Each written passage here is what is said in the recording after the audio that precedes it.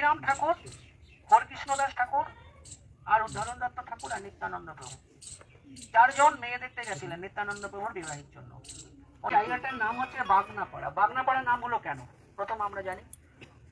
বলছে নিত্যানন্দ প্রভুর আমরা জানি দুইজন স্ত্রী ছিলেন। নিত্যানন্দ প্রভুর সঙ্গে বিবাহ হয়েছিল কার জানেন? বসুধার। কিন্তু যৌতুক হিসেবে জাহ্নবীকে দিয়েছিলেন। বলেন এই আবার কেমন? বলেন হ্যাঁ, বলে একটা কারণ ঘটেছিল। বলেন অভিরাম ঠাকুর, হরকৃষ্ণ দাস ঠাকুর আর উদ্ধরণ দত্ত ঠাকুর আর নিত্যানন্দ প্রভু চারজন মেয়ে দেখতে গেছিলেন নিত্যানন্দ প্রভুর বিবাহের জন্য। উদ্ধরণ দত্ত, অভিরাম আর হচ্ছে হরকৃষ্ণ দাস ঠাকুর তিন শিষ্যকে নিয়ে গুরুদেব মেয়ে দেখতে গেছেন। তা জিজ্ঞাসা করলেন, সূর্যদাস পণ্ডিতের বাড়িতে সভা ডেকেছে ব্রাহ্মণদের নিয়ে। তা জিজ্ঞাসা করলেন, ঠাকুর বিবাহ তো করবেন, রোজগার কি? সাধু সন্ন্যাসী, তোমরা তো সন্ন্যাসী বেশ। বলেন রোজগার কি? আমার মেয়েরে কি করে খাওয়াইবো? তখন উদ্ধরণ দত্ত ঠাকুর জমিদার ছিলেন, উনি সংসার করেননি। হরকৃষ্ণ দাস ঠাকুর জমিদার ছিলেন, যিনি নিত্যানন্দ প্রভুর বিবাহের সমস্ত অর্থ ব্যয় করেছিলেন, তিনি বিবাহ করেননি। আর অভিরাম ঠাকুর তো উদাসীন ছিলেন। বললেন তার আবার অভাব কিসে? আমার সম্পত্তি তো আমাদের তো সব গুরুদেবের।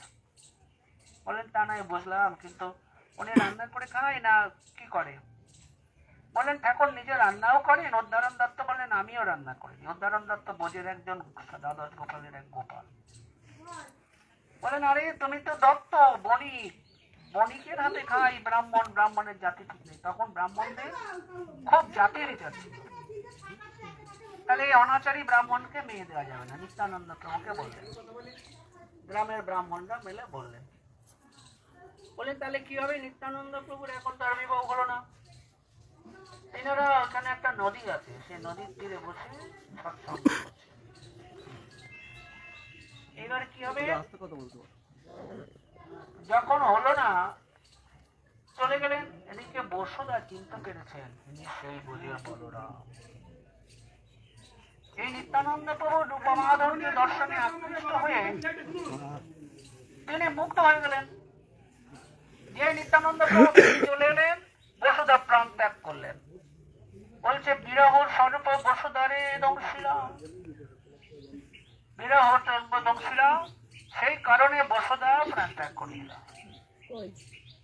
এখন কি হবে? নিত্যানন্দ প্রভু তো সৎসঙ্গ করছেন শিষ্যদের নিয়ে, বসুধাকে নিয়ে শ্মশানে যাচ্ছেন, নদীতে ভাসিয়ে দেবেন। আরে প্রভু ভক্তরা বললেন, প্রভু যে বাড়িতে মেয়ে দেখতে গেলাম দেখো শ্মশানে যাচ্ছে, একজনকে নিয়ে, কি ব্যাপার? চলো চলো। এসে দেখলেন বসুধাকে কাঁধে করে নিয়ে যাচ্ছেন। সূর্যদাস পণ্ডিত নিত্যানন্দ প্রভুকে দর্শন করে বললেন, গোসাই জীবিত মেয়ে কন্যা তোমারে দিতে পারি না, এই নাও মৃত কন্যার সময় দিলাম তোমারে, তুমি লয়ে যাও। তাহলে মৃত কন্যা বসুধাকে দিলেন। নিত্যানন্দ প্রভু কি বললেন? বসুধার হাতটা ধরে বললেন, ওটো ওটো, ঘুমালে চলবে নাকি? অনেক কাজ বাকি আছে, এখন তোমারে নিয়া আমি অনেক কার্য সাধিব মই, করিব বহুলীলা। উঠে বসলেন বসুধা। দেখুন কি নিত্যানন্দ প্রভুর অলৌকিক লীলা। তখন বললেন আমি এক কন্যা দিব না, দুই কন্যা তোমার সমাজ। তাহলে এক কন্যার সঙ্গে বিবাহ, আর এক কন্যা তোমাকে আমি যৌতুক হিসাবে জাহ্নবীকে দিব। জাহ্নবী ছোট। গ্রামবাসী বললেন হবে না, এই গোসাইকে মেয়ে দিচ্ছেন, এই ব্রাহ্মণের জাতি দিকতেই আমরা ওনাকে এক ঘরে করে দেবো। তখন ব্রাহ্মণেরা বললেন এক ঘরে তো করে দেবো, কিন্তু একটা কারণ আছে, ওনাকে আমরা সঙ্গে নিতে পারি জাতিটা। বলে কি? বলে আমাদের যদি সেবা দিতে পারে, ব্রাহ্মণ সেবা। বলে তা হবে, ব্রাহ্মণ সেবা আমি দেবো। বলে কি দিয়ে? না, পাঠার মাংস দিয়ে। তখন কি করবে? গ্রামবাসী চাপ দিলেন, এই নাও যা অর্থ লাগে তোমরা খাও। উনি পরম বৈষ্ণব, গ্রামে তো থাকতে দিবে না। নাইলে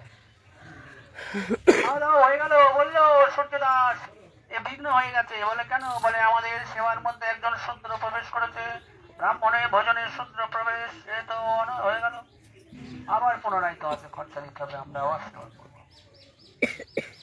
নিত্যানন্দ প্রভু সত্যদাস পণ্ডিতকে বললেন, দুই কন্যাকে নিয়ে তুমি কালনায় চলে এসো, কালনায় বিবাহ হবে। যে কালনায় এখন আমরা যাব প্রসাদ পেয়ে, কালনাতে আসুন। কালনায় সত্যদাস পণ্ডিতের ভাই গৌরীদাস পণ্ডিত থাকেন, যিনি সুবল সকার অবতার। চলে এলেন, কালনায় বিবাহ হলেন। নিত্যানন্দ প্রভু অভিশাপ দিলেন, এই গাটরা গ্রামে আর কোন ব্রাহ্মণ বাস করিতে পারিবে না। যে ব্রাহ্মণ এই গাটরায় বাস করিবে সে নির্বংশ হবে। গাটরা ব্রাহ্মণ উচ্ছেদ হয়ে গেল। আমি সেখানে যাচ্ছি, বসুরা জান্নবার মূর্তি আছে, নিত্যানন্দ প্রভুর মূর্তি আছে। ঘটনাটা হচ্ছে বেলপুর আসাননগরের দিকে, ওইখানে ঋষি গোসাই থাকতেন। ঋষি গোসাই ভজন স্থলী। বলেন এই যে চলে এলেন, এখন মা জাহ্নবী তো বিবাহ করেনি, বসুধা বিবাহ করেছেন। বসুধা আর কন্যা ছিলেন বীরচন্দ্র প্রভু, গঙ্গা মাতা। কিন্তু একটা তো ঘর তো বাঁধতে হবে।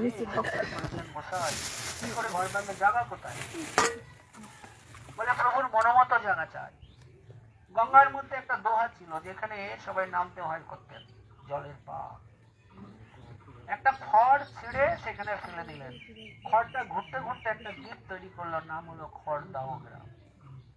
সেই খড়দাহে তিনি একটি কুঠির বেঁধে বসুধা জাহ্নবীকে নিয়ে সংসার করলেন। কিন্তু জাহ্নবীকে একটা সংগঠন বানিয়ে দিলেন নারী সংঘ, ধর্ম প্রচারের জন্য। তাই জাহ্নবীর কোনো সন্তানাদি নেই। মা জাহ্নবীর মনে মধ্যে ইচ্ছা হলো, আমি একটা পালিত পুত্র রেখি। রামাই পণ্ডিতকে পালিত পুত্র রেখেছিলেন, ব্রাহ্মণের ছেলে রামাই পণ্ডিত। এটা হচ্ছে সেই রামাই পণ্ডিতের আশীর্বাদ।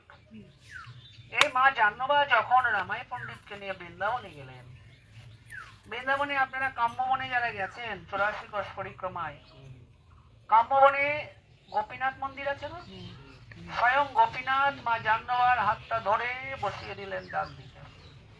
দেখবেন বাম দিকে রাধারানী আছে, ডান দিকে জাহ্নবী ঠাকুর। রাধারানী বেঁচে বসলেন, অভিমান। কোথায় বাংলা থেকে একটা মহিলা এসেছেন, কেমন ভগবান রে বাবা, কেমন নয় কৃষ্ণ, দেখো যাকে তাকে হাত ধরে বসিয়ে নেয়। অভিমান। তখন গোবিন্দ দেখালেন, এই জাহ্নবী ঠাকুরানী তোমার দাপর লীলায় তোমার বোন ছিল। তখন রাধানীকে সেই স্বরূপ দেখাতে রাধানী মেনে নিলেন। কিন্তু রামাই ঠাকুর কান্না করতে লাগলেন, মা আমার কি হবে, আমি কোথায় যাব? বললেন, তুমি কানাই বলাই নিয়ে গৌড় দেশে চলে যাও। এই যে কানাই বলাই দেখছেন, কি অদ্ভুত সুন্দর না, বাচ্চা বাচ্চা। বলেন এই কানাই বলাই বলে গৌড় দেশে যে আনিল কানাই আর বলাই, তিনি রামাই পণ্ডিত। কানাই বলাইকে নিয়ে সেখানে জঙ্গল ছিল, এখানে তিনি সেবা প্রতিষ্ঠা করলেন। ওনার সেবা দর্শন করে বীরচন্দ্র প্রভু অবাক হয়ে গেলেন। যত লোক আসে সবাইকে প্রসাদ পাওয়াই, আর এখানে কীর্তনাদি হতে থাকে, খুব জমজমাট সেবা। কিন্তু বীরচন্দ্র প্রভু পরীক্ষা করার জন্য তিনি বাঘের পিঠে চড়ে আসলেন। এই গ্রামে বাঘের পিঠে চড়ে আসলেন, নাম হলো বাগনাপাড়া। কিন্তু এই যে রামাই পণ্ডিত, তিনি বলছেন, দাদা তুমি আমাকে বৈভাব দেখাতে এসেছো? বসুধা, মা বসুধা, নিত্যানন্দ প্রভু তোমাকে শক্তি সঞ্চার করেছেন, আমাকে মা জাহ্নবী কোনো শক্তি দেয়নি? দেখতে চাও শক্তি? একটা ভাঙা পাঁচিলের উপরে বসেছিল, এটা জড়বস্তু। পাঁচিলকে থাবা দিয়ে, 3টে থাবা দিয়ে বললেন, আরে কানাইওয়ালাই এর কি পাই, পাঁচিল উড়ে চল। পাঁচিল উঠতে লাগলো। বীরচন্দ্র প্রভু দেখি অবাক কাণ্ড হয়ে গেলেন। বললেন, আরে এ তো মা জাহ্নবী বিরাট শক্তি দিয়েছেন, অবাক কাণ্ড। ফিরে গেলেন। আবার পরীক্ষার জন্য তিনি 1200 বাবাজি সৃষ্টি করেছিলেন, কে জানেন? এই বীরচন্দ্র প্রভু এখানে পাঠিয়ে দিলেন। বললেন, যাও তোমরা পরীক্ষা করো, গিয়ে বলবে অসময় তখন আম পাওয়া যেত না, এখন তো 12 মাস আম পাওয়া যায়। বলে আমের চাটনি আর ইলিশ মাছের ঝোল খাবে, তোমরা বলবে, আর পান্তা ভাত। রামাই পণ্ডিত কানাই বলাইয়ের গলা ধরে কান্না করতে লাগলেন, কি পরীক্ষা, এতগুলো বাবাজি, এখন যদি অনাহারে ফিরে যায় আমি অপরাধে মরু, কি হবে? বলে, আরে চিন্তা করছিস কেন, দেখ পিছনে একটা পদ্মা আছে, পদ্মা গঙ্গা যমুনা সরস্বতী এই সব এই ত্রিবেণী সঙ্গম আমরা যেখানে এসেছি এখানে কে আছে বলে গঙ্গা আছে যমুনা আছে সরস্বতী আছে সব আছে পদ্মা আছে সব আছে কানাই বলাই বললেন যা গিয়ে দেখ জেলেদের দিয়ে জাল ফেলা ইলিশ মাছ পেয়ে যাবে ঠাকুর আম কোথায় পাবো বলে যা বকুল গাছে আম বলে আছে ভগবানের অলৌকিক লোক দিয়ে পাড়া রান্না করা বলে পান্তা ভাত কোথায় পাবো বলে হাড়ির মধ্যে যত জল ঢালবি তত অন্যের হাড়ি ভরে থাকবে পান্তা যত লোক খাবে শেষ হবে না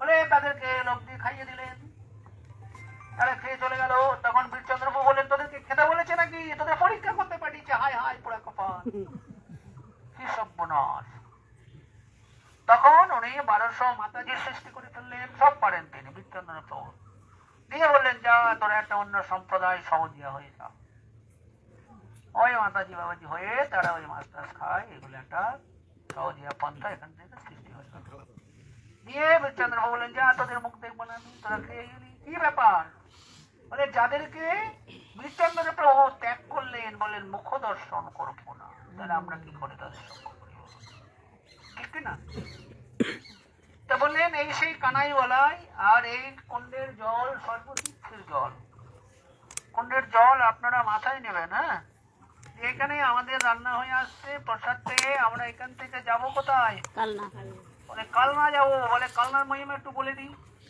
বলেন কালনায় মহাপ্রভু নিতাই গৌর দুইজন নৌকায় করে গেছিলেন বইটাটা এখনো আছেন কালনায় গৌরীদাস পণ্ডিতের গৃহে যখন গেলেন গৌরীদাস পণ্ডিত প্রচুর সেবা করলেন বললেন প্রভু তোমাদেরকে আমি ছাড়বো না দুই ভাইকে আমার কাছেই থাকতে হবে বলে আমি তো জগৎ উদ্ধারের জন্য এসেছি যেতে তো আমায় হবেই তাহলে তোমরা এক কাজ করো তুমি বিগ্রহ তৈরি করো বলেন বিগ্রহ কি আমার কাছে চেয়ে খাবে বলে হ্যাঁ খাবে মহাপ্রভু প্রসাদ পেতে পেতে গায়ের মধ্যে ডাল ছুড়ে দিতেন গৌরীদাস সবল সাকাটা হতেন না সক্ষ ভাব বলতেন গৌরীদাস একটু কাঁচা লঙ্কা দাও কি রান্না করেছ লবণ হয়নি সকার সঙ্গে একটু দুষ্টুমি করতেন বলেন প্রভু তুমি যে বিগ্রহ বানিয়ে দেবে সে বিগ্রহ কি আমার সঙ্গে এরকম মজা করবে নাকি গৌরীদাস লবণ হয়নি গৌরীদাস গায়ে কি ডাল ছড়ে দেবে নাকি বলে দেবে তুমি যতদিন আছো বিগ্রহ প্রকট থাকবো আমি বিগ্রহের মধ্যে তোমার সঙ্গে তদ্রূপ আচরণ করবো বিগ্রহের মধ্যে আমি প্রকট থাকবো বানালেন দুইজন মূর্তি বলেন 4টে থালায় ভোগ পারস্কর করেছেন বলে 4 জন একসাথে খাওয়া দাওয়া করছেন 4 জন একই রকম চেনা যাচ্ছে না তো বললেন নিতাই গৌড়ের যে রূপ কেমন ছিলেন সেটা যদি দর্শন করতে হয় তাহলে কালনার নিতাই গৌড় দেখতে হবে সেম নিতাই গৌড়ের রূপের সঙ্গে মিল করে তৈরি তখন মহাপ্রভু বললেন কোন দুজনকে রাখবে বলে ডান দিকে 2 জন থাকো ডান দিকে 2 জন আসল এই দুটো নকল এই দুটো বিগ্রহ যাও যাও তোমাদের দরকার নেই আমি আসল নিয়ে থাকবো বলে বাঁ দিকে 2 জন গল্প করতে করতে নাচতে নাচতে চলে যাচ্ছেন উপরের ধ্বনি করতে করতে ডান দিকে 2 জন চুপচাপ বিগ্রহের মতো বসে রইলেন আর কথা কয় না করিতা বললেন আরে ঠকে গেছি বলে আরে তোমরা 2 জন আসো হাত ধরে নিয়ে এসে পাঠালেন এই দুটো আসল এই দুটো নকলেই যাও তোমরা যাও বলে ওই দুটো চুপ করে বসে গেল বিগ্রহের মতো এই দুটো নাচতে নাচতে উপরে ধ্বনি করতে করতে চললেন হরিদাস ভূমে পড়ে গেলেন করজোরে বললেন ঠাকুর তোমার বিচার করার ক্ষমতা আমার নাই বলে বিগ্রহ তুমি আসল তুমি সাক্ষাৎ স্বরূপ আসল নাম বিগ্রহ স্বরূপ 3 এক রূপ 3-এর মধ্যে কোনো ভেদ নেই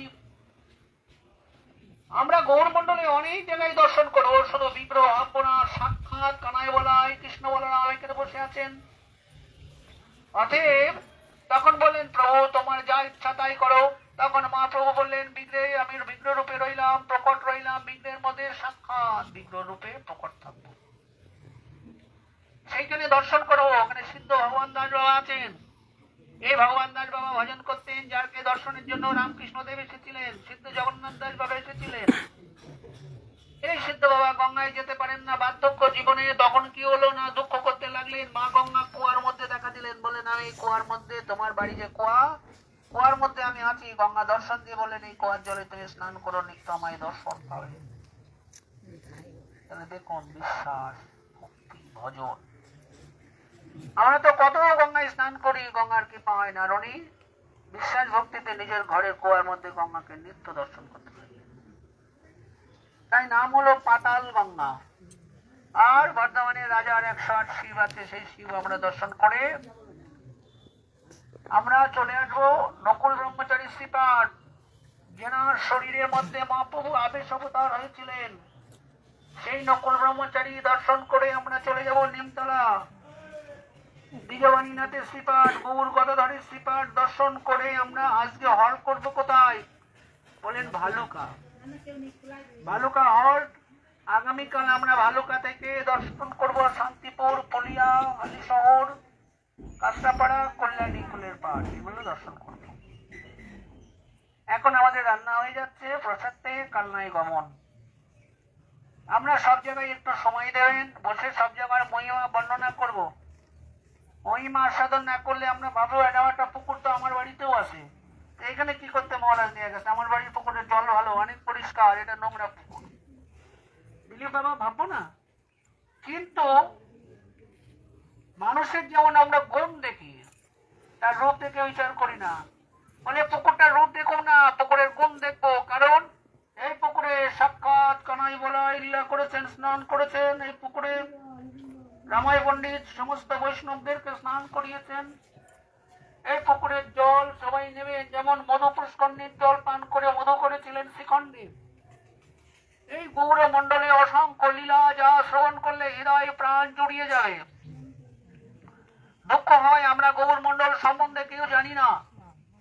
আমরা সকলে বৃন্দাবনে ছুটি, হাজার হাজার টাকা খরচা করে সেই বৃন্দাবন দর্শন করি। সেই বৃন্দাবন নেমে এসেছেন কোথায় বলেন? সাক্ষাৎ গৌর মণ্ডলে। ব্রহ্মা যখন গোবর্ষ হরণ করলেন, যখন কৃষ্ণের কাছে ক্ষমা চেতে আসলেন, এসে ব্রহ্মা দেখলেন, কি দেখলেন? ব্রহ্মা দেখলেন অসংখ্য ব্রহ্মা শ্রীকৃষ্ণের পাশে, হাজার মাতা, সহস্র মাতা, দশ মাতা, শত মাতা। ব্রহ্মা লজ্জিত পেলেন। তাই বলবো, ব্রহ্মা তোমার লজ্জার কোনো কারণ নেই। বলে এই ব্রহ্মাণ্ডের ব্রহ্মা তুমি চতুর্মুখ, 4টে মুখ বলে তুমি দুঃখ করছো? তোমার সহস্র মাথা নেই বলে? বলে তুমি ভাগ্যবান ব্রহ্মা। বলে কেন ভাগ্যবান? বলেন ব্রহ্মা অনন্ত ব্রহ্মাণ্ড মধ্যে ধন্য এই ব্রহ্মাণ্ড, হরিনাম সংকীর্তন চলিছে অখণ্ড। এই ভারত ভূমিতে অখণ্ড হরিনাম চলছে সর্বত্র। আর নরোত্তম ঠাকুর মশাই কি বললেন? বলে প্রণাম কলিযুগ সর্বযুগ সার, হরিনাম সংকীর্তন যাতে প্রচার। বলেন এই কলিযুগ শ্রেষ্ঠ, শ্রেষ্ঠ এই ব্রহ্মাণ্ড। বলেন এই ব্রহ্মাণ্ডের মধ্যে শ্রেষ্ঠ ভারত ভূমি। বলেন আমেরিকা, লন্ডন বহু দেশ আছে, অর্থবেলা সৌন্দর্য, মানুষ দর্শন করতে যায়। ইন্ডিয়ার ভালো ছেলে বিদেশে চলে যায় কেন? বলে অর্থ উপার্জনের জন্য। আর বিদেশিরা ইন্ডিয়ায় আসে কেন? বলে ইন্ডিয়ায় তো অর্থ উপার্জন করতে আসে না, বলে তারা কিছু একটা উপার্জন করতে আসে। বলে কি? বলে পরমার্থ উপার্জন করতে আসে। বলে পরমার্থ দুর্লভ না অর্থ দুর্লভ? বলেন পরমার্থ। তা বলেন কেন? বলেন পৃথিবীর মধ্যে শ্রেষ্ঠ এই ভারতবর্ষ হই। বলেন যেটাই জন্ম নিলেন আমার গৌর গুণমণি, সেই গৌর গুণমণি লীলাম ভূমি পদাঙ্কিত ভূমি দর্শন করে পরমার্থ রোজগারের জন্য সারা বিশ্বের লোক দাইছেন কোথায়? বলেন ভারতবর্ষে। বলেন ভারতবর্ষের মধ্যে শ্রেষ্ঠ কোন জায়গা? বলেন পশ্চিমবঙ্গ। গৌর নিত্যানন্দ নৃত্য করে করি কত রঙ্গ। বলে গৌর নিত্যানন্দ নানা রঙ্গ করে নৃত্য করে কোথায়? বলে সেই পশ্চিমবঙ্গে। বলে পশ্চিমবঙ্গের মধ্যে শ্রেষ্ঠ কোন জায়গা? বলে নদিয়া জেলা। বলে কেন? বলে বাল্যকালে খেলার ছলে নিতাই গৌর করে কত লীলা। কত লীলা করেছেন না বাল্যকালে খেলার ছলে? কোথায়? বলে নদিয়া জেলা। বলে নদিয়া জেলার মধ্যে শ্রেষ্ঠ হয় নবদ্বীপ ধাম। সর্বত্র প্রচার হচ্ছে, দেখো মহামন্ত্র নাম, যে নামের সর্বত্র ধ্বনি হচ্ছে। নবদ্বীপে দেখবো সব জায়গায় ধ্বনি, নামের ধ্বনি। নবদ্বীপে শুয়ে থাকলেও নামের ধ্বনি কানে যাবে। জানে নবদ্বীপ দুর্লভ শ্রেষ্ঠ জায়গা। বলে নবদ্বীপের মধ্যে শ্রেষ্ঠ ভূমি কোনটা? বলে নবদ্বীপের মধ্যে শ্রেষ্ঠ হয় প্রাচীন মায়াপুর। বলে গোপী প্রেম আনি প্রভু করেন ভরপুর। বলেন গোপী প্রেম মহাপ্রভু নিয়ে এসেছেন। বলেন কোন গোপী প্রেম? বলে সেই বৃন্দাবনের ভোজ প্রেম। বলে ব্রজ গোপীর যেই প্রেম কহে ভাগবতে, একলা নিত্যানন্দ হইতে পাইবে জগতে। যেই ব্রজ প্রেম ভাগবতে বর্ণনা করেছেন, ব্রজ গোপীদের যে উৎকৃষ্ট প্রেম, দুর্লভ প্রেম, যে প্রেম দেবতাদের আরাধ্য দুর্লভ, যেই ব্রজ প্রেম দর্শন করে উদ্ধব নিজেকে লজ্জিত মনে করেছেন গোপীদের সামনে, সেই ব্রজ প্রেম আনি প্রভু করেন ভরপুর। কোথায়? বলে প্রাচীন মায়াপুর। সেই প্রাচীন মায়াপুর থেকে আপনারা এই পরিক্রমা বের করেছেন। ধন্য আপনারা, কারণ প্রাচীন মায়াপুর থেকে ব্রজগোপীর প্রেমে আমরা সিঞ্চিত হয়ে বেরিয়েছি। সমস্ত গৌর মন্ডলে, সে গৌর মন্ডলে গৌর লীলাভূমি দর্শন করে আমরা এটাই গোবিন্দের কাছে চাইব, প্রভু তোমার এই ধুলিতে দূষরিত হয়ে তোমার লীলা দর্শন করে তোমার কাছে আমরা এটাই কামনা করব, আর কিছু চাই না। বলে কি চাই? বলে প্রভু তোমার কাছে এটাই চাই। বলে তুমি যে ব্রজগোপীর প্রেম নিয়ে এসেছ প্রাচীন মায়াপুর, যেই প্রেমে তুমি করো ভরপুর, সেই প্রেমে আমাকে ঢুকিয়ে দাও। সেই প্রেম আমি আস্বাদন করতে চাই। ব্রজগোপীর যেই ভাব, সেই ভাবে আমরা বিভাবিত হয়ে সেই ব্রজ প্রেম আস্বাদনের অধিকারী হতে পারি। তাই বললেন ব্রজগোপীর যেই প্রেম কহে ভাগবতী, একলা নিত্যানন্দ হইতে পাইবে জগতে। এই গৌরমণ্ডল অদ্ভুত দর্শন, এই গৌরমণ্ডল দর্শন করে আমরা ধন্য হব। এই কটা দিন কিন্তু অনেকের কষ্ট হবে, শারীরিক কষ্ট, শারীরিক শোক কষ্ট তো অনেক ভোগ করেছি। কত ব্যাধির যন্ত্রণা, দিনের পর দিন মানুষ দেখেন স্বর্ণ পালঙ্কে শুয়ে আছেন কিন্তু যন্ত্রণা কষ্ট পাচ্ছেন, তাই না?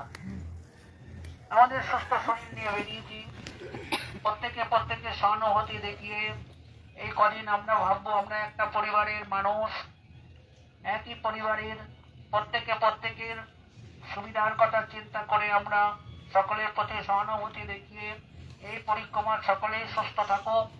আশা করি গৌরের কাছে সুস্থ সবল মনের দ্বারা, শরীরের দ্বারা আমরা গৌর মণ্ডল পরিক্রমা করে ফিরতে পারি, এবং এই গৌর মণ্ডল আমরা সবাই প্রচার করব।